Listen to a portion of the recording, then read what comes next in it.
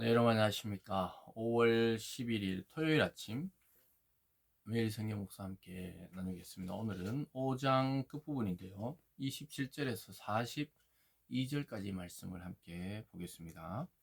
그들을 끌어다가 공회 앞에 세우니 대제사장이 물어 이르되 우리가 이 이름으로 사람을 가르치지 말라고 헌금하였을 때 너희가 너희 가르침을 예루살렘에 가득하게 하니 이 사람의 피를 우리에게 돌리고자 함이로다.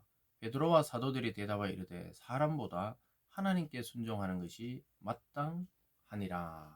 아멘. 오늘 본문의 내용을 중심으로 사람으로부터냐 하나님께로부터냐, 사람의 말을 들어야 되느냐 하나님의 말씀을 따르는 것이 맞느냐, 이러한 내용으로 하나님의 말씀을 오늘 함께 나누어 보겠습니다. 사도들이 이 성령 충만함으로 공회에서 경고를 받고 또 예수 이름으로 가르치지 말라고 협박을 받고 그런 상태에서 오게 있다가 이제 다시 놓여졌는데 계속 그 이름으로 이야기를 하니까 결국은 다시 그들을 끌어와 가지고 공회 앞에서 신문을 하는 장면들인데요. 그러나 그들이 아무리 그렇게 위협하고 신문해도 사도들은 담대하게 복음을 전하겠다고 오히려 이야기하는 것입니다. 방금 읽어드린 게 바로 그런 것이죠. 자기들이 아니 왜 종교 당국자들이 자기들이 발끈하는 것이죠. 예수를 죽인 자들이 자기이기 때문에 왜 그의 피를 우리에게 돌리고자 함이냐, 왜 사람을 선동하느냐, 뭐 이렇게 이제 이야기할 때 사도들이 하는 말이 바로 이것입니다. 29절이죠. 베드로와 사도들이 대답하여 이르되 사람보다 하나님께 순종하는 것이 마땅하니라. 그래서 더 이상 뭐 말할 필요가 없다는 거예요. 자기들은 자기 개인의 의견이나 또는 뭐 자기 스승이 죽었다고 억울해서 지금 시위하는 게 아니라는 거예요. 하나님의 명령과 그 말씀에 순종하는 중이라 이렇게 이야기를 하고 있습니다. 그러면서 설명하는 것이 30절이죠. 너희가 나무에 달아 죽인 예수를 우리 조상의 하나님이 살리시고 이스라엘에게 회개함과 제사함을 주시려고 그를 오른손으로 높이사 임금과 구주로 삼으셨느니라. 우리는 이 일의 증인이요 하나님이 자기에게 순종하는 사람들에게 주신 성령도 그러하니라.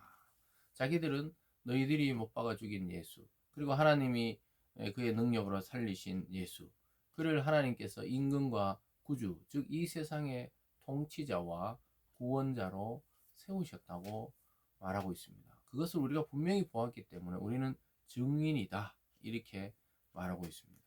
그리고 하나님은 자기에게 순종하는 자들에게 성령을 주셔서 그들에게 담대하게 그 말씀을 증거하는 것이라고 정확하게 이야기하고 있습니다. 여러분, 우리들의 이 믿음도 마찬가지입니다. 우리가 만들어내거나 내가 이제 어떤 종교를 하나 택해서 그냥 교회에 나가야 되겠다 이렇게 해서 예수님이 믿어지는 것이 아니에요. 하나님의 부르심과 택하심과 은혜로 우리는 구원과 믿음을 가지게 되었고 또 그렇게 고백하는 것입니다. 그러면 그럴 때 그들의 이야기를 듣고 그들이 완전히 우리 소위 하는 말에 열이 받았어요. 33년에 그들이 듣고 크게 노하여 사도들을 없이 하고자 할세 죽이고자 했던 거예요. 도저히 안 되겠다 싶어서 이제 그렇게 이야기를 하니까 자기들이 못 박아 죽인 것도 사실이고 또 이런 가만 놓아 두었다가는 자기들이 공격받겠다 싶어서 죽이려고 하는데 하나님의 사람 가말리엘이라는 사람이 거기 딱 있습니다. 34절에 바리새인 가말리엘은 율법 교사로 모든 백성에 존경받는 자라. 공회 중에 일어나 명하여 사도들을 잠깐 밖에 나가게 하고. 바리새파 중에 가말리엘이라는 이 율법을 가리키는 교사지요. 이 사람이 공회 회원이었던 것 같아요. 그래서 일어나서 사도들 잠깐 밖에 나가 있으라고 이야기를 하는 것입니다. 또 백성들에게 아주 칭찬과 존경을 받던 참 율법 교사였겠죠. 이 가말리엘이 오히려 사도들을 가만히 두자고 이야기하는 장면을 보게 됩니다. 왜냐하면 그 전에도 몇 번 자기를 따르라 하는 무리들이 일어났다가 그가 죽으니까 다 흩어졌으니까 이 예수라는 자를 믿는 이 사상도 얼마 못 가서 흩어질 것이라는 거예요. 그런데 만약 하나님께로부터 난 것이라면 흩어지는 것이 아니라 오히려 더 크게 성장하고 또 만약에 하나님으로부터 온 일이라면 우리가 하나님을 대적하는 일이 된다고 정확하게 그 사실을 짚어서 이야기하는 것을 보게 됩니다. 36절부터 쭉 보면요. 이전에 드다가 일어나 스스로 선전하며 사람이 약 400명이나 따르더니 그가 죽임을 당하며 따르던 모든 사람이 흩어 없어졌고 그 후 호족할 때 갈릴리에 유다가 일어나 백성을 꾀어 따르게 하다가 그도 망한즉 따르던 모든 사람이 흩어졌느니라.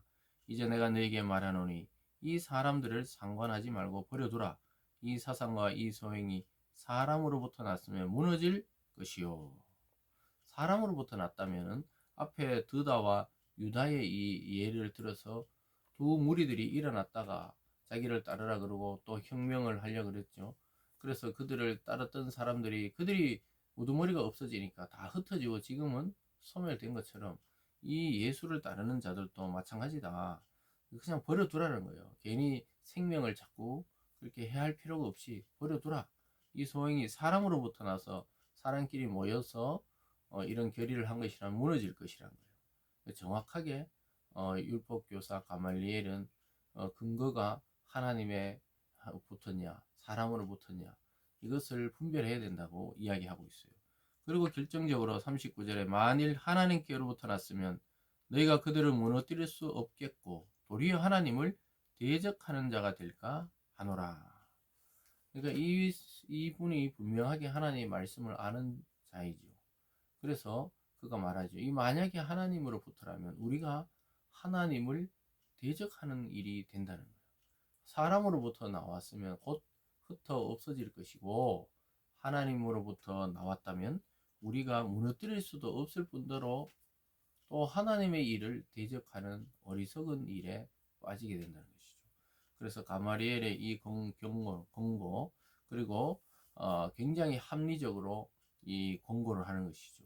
아마 이 사람의 말이 영향력이 있었던 것 같아요. 그 당시에. 그러니까 그가 일어나 이야기했을 때 결국은 결과적으로는 사도들을 죽이지 않고 살려두게 되는 것을 보게 됩니다. 40절에 보면요. 그들이 옳게 여겨 사도들을 불러들여 채찍질하며 예수의 이름으로 말하는 것을 금하고 놓으니. 그래서 결국 채찍을 맞고 그냥 맞는 것으로 끝내고 놓아줍니다.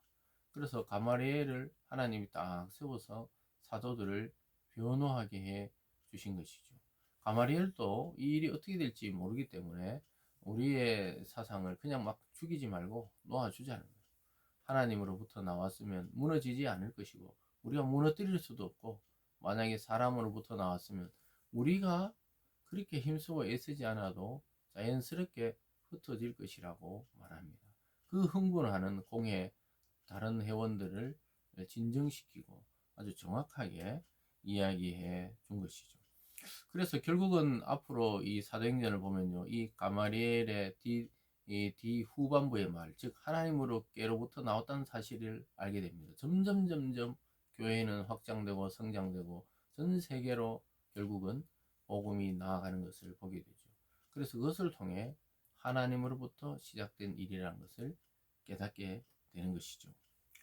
그리고 모든 공동체는 기뻐합니다. 41절에 사도들은 그 이름을 위하여 능력받는 일에 합당한 자로 여기심을 기뻐하며 공회 앞을 떠나니라. 그들이 날마다 성전에 있든지 집에 있든지 예수는 그리스도라고 가르치기와 전도하기를 그치지 아니하니라.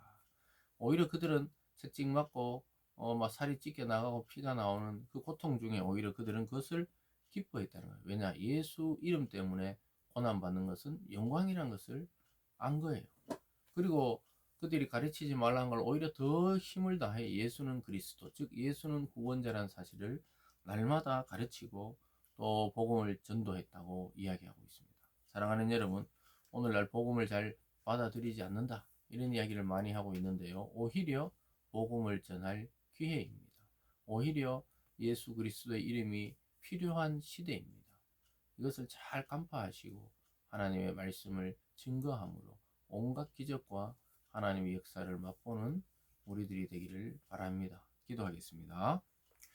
사랑의 하나님 아버지, 사람으로부터 났으면 무너질 것이요 하나님으로부터 왔으면 절대 무너지지 아니하고 더 풍성하고 또 융성하게 자랄 것이라고 하나님께서 우리에게 알려주고 있습니다. 하나님 예수 그리스도의 이 이름은 오늘날도 유효합니다. 아버지 하나님, 복음을 들고 우리 각자 삶의 터전에서 주님을 높여드리는 삶을 살아가는 저희들 다 되게 하여 주시옵소서. 감사드리며 예수님 이름으로 기도드리옵나이다.